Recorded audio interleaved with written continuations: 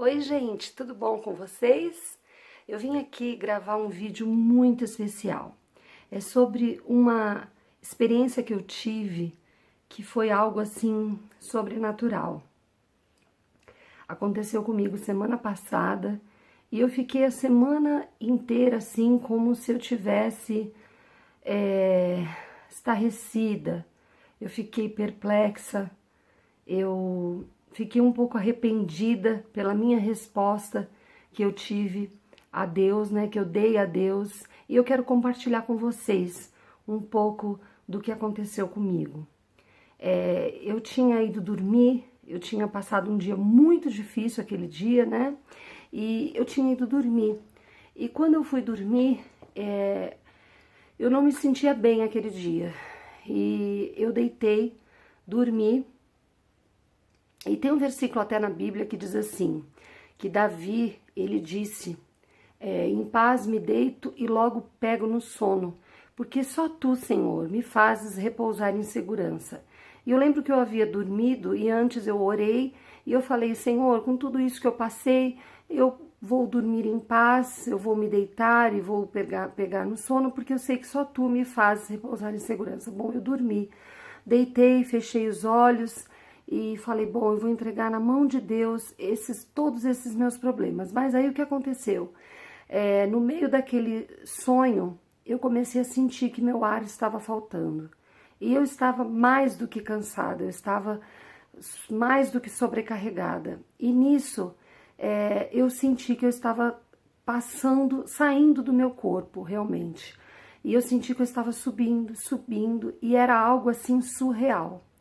E nisso o meu corpo já não estava mais, meu corpo não, eu já não estava mais dentro do meu corpo. Eu já comecei a subir, e era um lugar maravilhoso, era um lugar assim, eu não sei explicar para vocês, era algo muito bonito.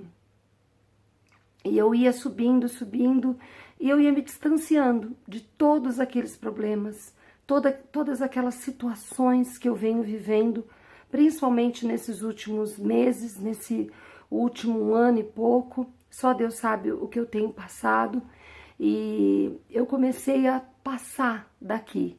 Só que chegou um certo momento que eu não precisava mais do ar. Isso me chamou muito a atenção, porque eu não precisava mais do ar que eu estava respirando.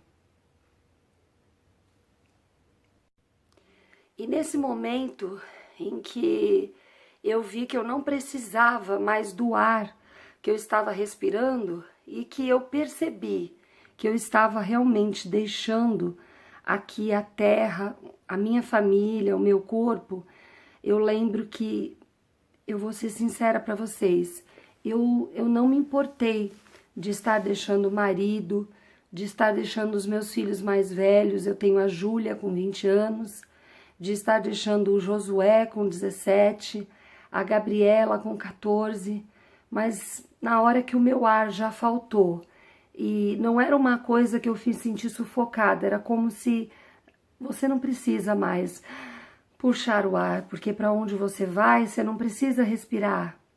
Então eu lembro que eu pensei no meu casalzinho de gêmeos, o Pedro e a Esther. E ali, naquele lugar muito lindo, eu lembro que tinha assim muito verde e era um caminho. Eu não cheguei no lugar em que eu ia ficar, em que eu ia morar, em que eu ia estar. Eu estava no caminho. Era um caminho, era como se eu fosse, era uma subida. E quando eu já estava chegando neste caminho, eu já estava no lugar em que eu não precisava mais do ar, em que eu não estava mais no meu corpo. Eu lembro que eu falei, Senhor, e o Pedro e a Esther, eles ainda são muito pequenos. Eu preciso criar o Pedro e a Esther. E eu lembro que foi como se uma voz perguntasse, você tem certeza? Você tem certeza que você quer voltar? E ali desculpa que às vezes eu olho para cá, para a câmera, e tem que olhar para esse botãozinho aqui. E aí você tem certeza que você quer voltar? E eu falei, quero por causa do Pedro e da Esther, porque eu preciso educar. Eu preciso ensinar ainda ao Pedro e Esther o caminho que eles devem andar. Eu não confio essa educação a nenhuma outra pessoa, nenhuma outra mãe. E foi uma coisa muito rápida. Eu já estava indo e eu falei, o Pedro e Esther, o Pedro e Esther. E eu pensei, Pedro e Esther. E Deus foi muito bom nessa hora comigo, que ele respeitou a minha decisão. Falou, então tá bom, você vai voltar. E Deus permitiu, mais uma vez, porque eu tenho certeza que há muitos anos atrás, há 8 anos atrás, quando eu tive lupus, Deus ia me levar e eu pedi, Senhor, os meus filhos são muito pequenos, me dá mais uma chance de ficar. E Deus me deu mais um tempo para criar a Júlia, o Josué e a Gabriela. E dessa vez Deus me deu mais um tempo para criar o Pedro e a Esther. E naquele momento, eu lembro que foi como se eu tivesse caído assim, de uma maneira suave no meu corpo, e eu abri os meus olhos. E eu lembro que quando eu abri os meus olhos, eu estava no meu corpo, no meu quarto. Eu olhei para o lado e logo eu escutei o barulho das panelas aqui na casa, porque meu marido já havia levantado e o trabalho me chamava, porque eu faço as marmitas, as comidas para fora. Eu já ouvi o barulho das crianças. E eu lembro que a primeira coisa que eu fiz foi respirar fundo e eu falei, voltei. Falei, meu Deus, mas que lugar foi aquele? Que caminho foi aquele que eu abandonei para voltar? E na mesma hora, a minha mão esquerda começou a doer, como as dores que eu tive quando eu tive lúpus eritematoso sistêmico. Eu faço acompanhamento até hoje, eu declaro que eu sou curada, mas eu faço acompanhamento porque eles dizem que é uma doença autoimune, que não tem cura, a qualquer momento ela pode voltar. E na mesma hora eu falei, Jesus, eu voltei e já que eu voltei para esse corpo, eu posso ter de novo lúpus? Eu estou voltando para um corpo que fica doente? E as dores que eu tive nos ossos da mão esquerda, eu fazia assim com a minha mão e eu falava, meu Deus, por que os ossos da minha mão doem tanto? E eu levantei, eu falei, meu Senhor, eu abri mão de tudo aquilo que eu vi no caminho para criar o Pedro e a Esther. E logo eles passaram correndo pela casa, porque eles são bem ativos, são crianças, né? E logo eu abaixei a cabeça, falei, Senhor, dá-me tua força, a alegria do Senhor é a nossa força. E eu fui para a cozinha, eu só falei para o meu esposo, Deus ia me levar hoje, eu não ia estar mais aqui, você ia chegar no quarto, você ia me chamar e eu já ia estar gelada, mas se isso um dia acontecer, pode saber que eu vou estar num lugar tão lindo, eu vou estar tão feliz, eu vou estar num lugar que eu não vou nem lembrar direito. Nesse caminho que eu estava indo, eu lembrava um pouquinho de vocês, mas bem distante. E só que no meio do caminho eu lembrei do Pedro e da Esther. E meu esposo olhou e falou, poxa, mas e eu? Eu falei, você já conhece a verdade. O Josué, Júlia e Gabriela já estão grandes, mas eu tive que voltar. E eu não consegui falar muito. Os dias que passaram, hoje eu estou conseguindo falar. Eu lembro que passaram alguns dias, eu liguei para minha mãe, contei para ela, falei, mãe, eu não ia estar mais aqui, porque foi como se Deus tivesse me chamado e eu pedi para Deus. Eu lembro que eu clamei, Deus, eu preciso voltar. E foi algo muito forte, foi algo sobrenatural, a minha experiência. E a minha mãe falou, nossa filha. E ela contou para o meu irmão, e o meu irmão me ligou e falou, Dri, você não ia estar mais aqui. O meu irmão me chama de Dri, você não ia estar mais aqui, poxa, cuidado com a tua saúde. Eu falei, não é bem assim. Eu não ia estar, mas eu ia estar bem melhor, é que eu precisei voltar. E glória a Deus, porque Deus me ouviu, mas hoje eu resolvi contar para vocês, porque eu acabei de chegar da igreja, assisti uma peça, o nome dessa peça é Julgamento Final. E ela falava de céu e do inferno, que eles existem, e existem. E tá na Bíblia, que é a palavra de Deus, e eu quero dizer para você qual a sua decisão. Para onde você vai? A salvação é a coisa mais importante, porque a tua família, ela não pode ir com você. Na hora que você vai por esse caminho, a família não vai com você. Se você morre, e quando você vai para o buraco, a família vai com você até ali.